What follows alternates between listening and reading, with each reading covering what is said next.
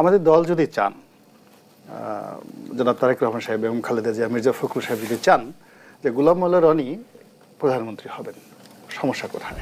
কোনো বাঙালি আমাদের স্বাধীনতার স্বাদ দিতে আস্বাদন করাতে পারেনি, শুধুমাত্র পেরেছেন বঙ্গবন্ধু শেখ মুজিবুর রহমান। আওয়ামী লীগকে তো সবসময় মিস করি, মৃত্যু পর্যন্ত মিস করতে থাকবো। জামাতের যে চরিত্র আমরা দেখতে পাচ্ছি, যে সাহস, যে কৌশল, যে স্পিরিট আমরা দেখতে পাচ্ছি, মানে গল্প, রবিনহুডের গল্পকেও হার মানিয়ে ফেলে।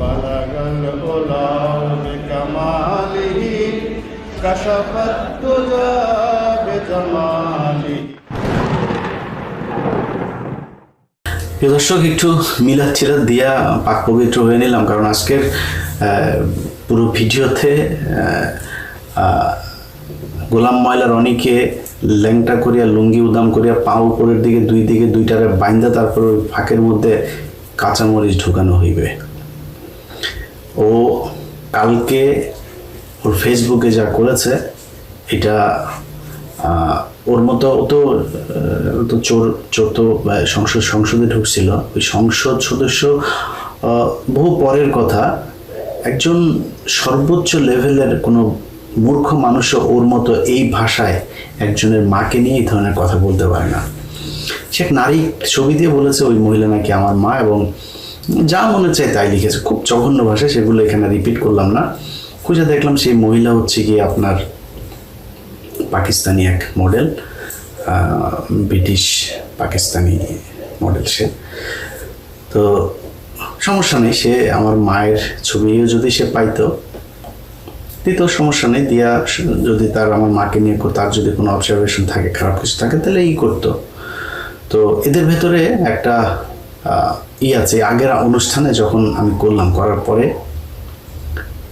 সে বলল যে আমি তার নাম বিকৃত করেছি, এই জন্য সে কোনো প্রশ্নের জবাব দেয়নি। তার সে যে সারা জীবন যে চুরি বাটপারি যা যা করেছে, এলাকার লোকজন তার বিরুদ্ধে যা অভিযোগ করেছে, কোনো কিছু জবাব না দিয়ে সে বলল যে তার নানা দাদা সে হলো তার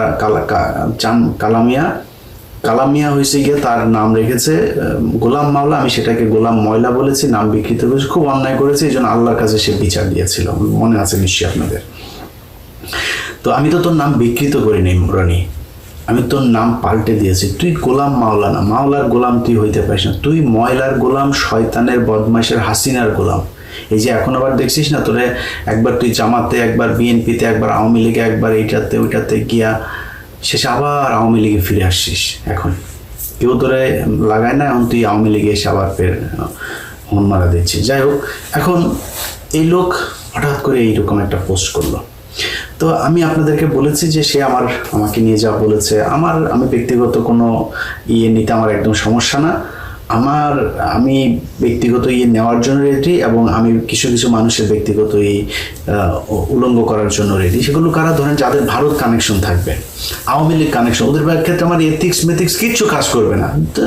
যেখানে পাবো ন্যাংটা, আমার বিএনপির স্থায়ী কমিটির অন্তত 4-5 জনের জিনিস আছে, ছাড়ি না কেন বল দেব। সব শেষ। নোয়াখালীর এক বিএনপি নেতার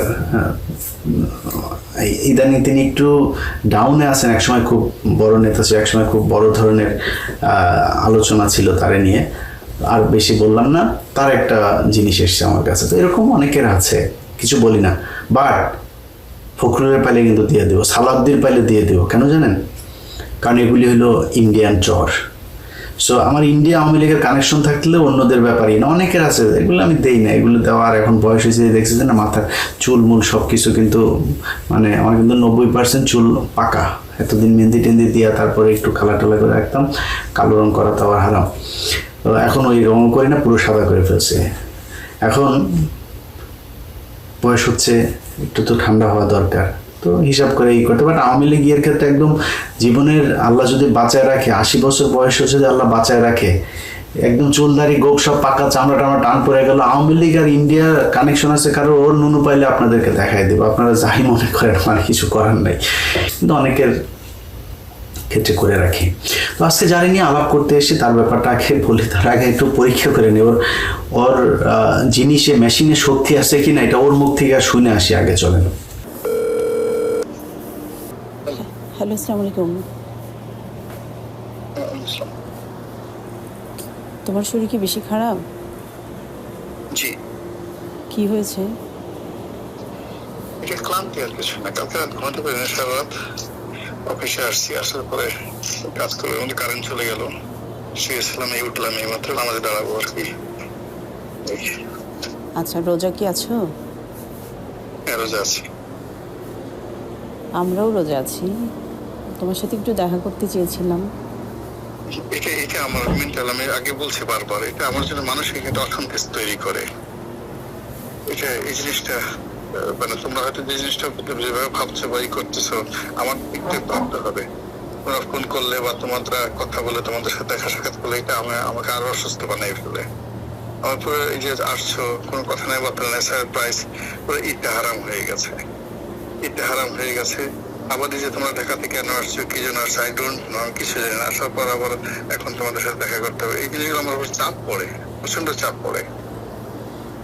এই বিষয়গুলো তো বুঝতে হবে যে আমি একটা সিস্টেমেটিক মানুষ, সিস্টেমের বাইরে আমি যাইতে পারি না।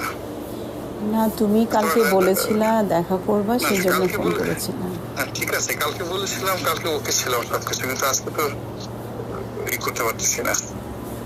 ঠিক আছে, আর তোমরা ঢাকাতে কথা নেই, ঢাকাতে আসছে কেন? জেসিকা কোথায়? জেসিকা আসছে না চিটংয়ে? না, জেসিকাও আসছে, আমরা সবাই আসছি। আচ্ছা, কি জন্য আসছো তোমরা ঢাকাতে? আসলে তুমি তো জানো সবকিছু, আমার আসলে পিঠ দেয়ালে ঠেকে গেছে, বুঝছো। এখন কি করব বলো না। তোমার এখানে ভেবেছিলাম যে তুমি আমাদের জন্য একটা কিছু করবা। না, আমার জন্য এটা কিছুই করা সম্ভব না, লাভ হচ্ছে না, বরং আরো হিতে বিপরীত হয়ে যাচ্ছে, মন বিষাই যাচ্ছে, রাগ হয়ে যাচ্ছে, ক্রোধ হয়ে যাচ্ছে। অন্তত পক্ষে দুপুর বেলাটা যদি তুমি আমাদের সাথে একটু খাও, প্রতিদিন একটু দেখা করো, একটু তোমার টাচে থাকি, গার্ডিয়ান না তুমি আমাদের। না, এটা হবে না, এটা সম্ভব না। এটা আমি নিজের সাথে যুদ্ধ করতেছি বা সবকিছু করতেছি, যদি কখনো আই উইল কল ইউ, এটার সম্ভাবনা, আমি ওই জিনিসটা আমার হয়ে গেছে, আমার জীবনের একটা ম্যাপ আছে। আচ্ছা, তুমি আমাকে যখন যেটা বলেছো একটু মনে করে দেখো তো, আমি তোমার প্রত্যেকটা কথা শুনেছি। তুমি যখন আমাকে বলেছো যে চিটং চলে যাও, আমি চলে গেছি। না, চলে যাও নাই, এটা কোন বলো? যখন বলেছো ফোন দিও না, ফোন দিই নাই, টেক্সট দিও না, টেক্সট দিই নাই, স্টিল নাও আমি তোমার ওয়াইফ। আমি কি আমার হাজবেন্ডের থেকে এইটুকু আশা করতে পারি না যে সে আমার সাথে একটু যোগাযোগ করবে? আচ্ছা দেখো, জেসিকার কথা মতো আমি তালাকটা উইথড্র করছি শুধুমাত্র তোমার সামাজিক, তোমার নিজের প্রয়োজনে, কিন্তু তুমি এই সম্পর্কে ক্লেম যদি করো, আমি এক সেকেন্ড তোমার সাথে এখন লাইনটা কেটে দেবো। আমি ক্লেম করছি না। বলছি যে ক্লেম না, তুমি বারবার বলতেছো আমি অমুক, আমি অমুক, আমি অমুক। এই জিনিসটা তো অনেক আগেই শেষ হয়ে গেছে। আমি তোমাকে একটা দয়া করতেছি, সাহায্য করতেছি টাকা দিয়ে, এবং আমার নামটা ব্যবহার করার তোমাকে অ্যালাউ করতেছি, কিন্তু বিনিময়ে তুমি আবার এই জিনিসটা করার পর আবার কোনো স্বার্থের কিছু তুমি আরো যে জিনিসগুলো আমার দিকে হাত বাড়াচ্ছ, দিস ইজ ভেরি রং। আচ্ছা, এমনি তুমি একটা সত্যি কথা বলো তো, জীবনে কি কখনো আমাকে ভালোবাসো নাই? না, কখনোই না। তাইলে যে কথাগুলো বলেছিল এগুলো কি এমনি বলেছিল? এমনি বলেছিলাম। হ্যাঁ, এটা আবেগে, আবেগের কথা। তাইলে আমি যে একটা সংসার তোমার কথাতেই ওকে ছেড়েছি, আবার তোমাকে বিয়ে করেছি, আমার কথাতে তুমি কোনো কিছু ছাড়ো নাই।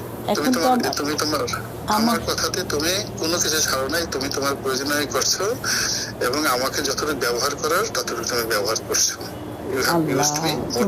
তোমার কাছে এটা মনে হয় আমি তোমাকে তাই সেটাই মনে হয়। এবং তুমি আবার আমি তোমার সাথে সরল ভাবে যে আমি অন্তর থেকে চেষ্টা করছি তোমাকে সর্বোচ্চ সহযোগিতা করার জন্য, সাহায্য করার জন্য, আশ্রয় দেওয়ার জন্য। এবং এটাকে অ্যাভেল করার জন্য যে ধরনের মেন্টাল অনেস্টি দরকার, কর্ম দরকার, সেটা তুমি জানো আর তোমার আল্লাহ জানে। ওই জায়গাতে এমন কোন খুঁত হয়েছে যে ওখান থেকে বরকত আল্লাহ উঠে নিয়ে গেছে।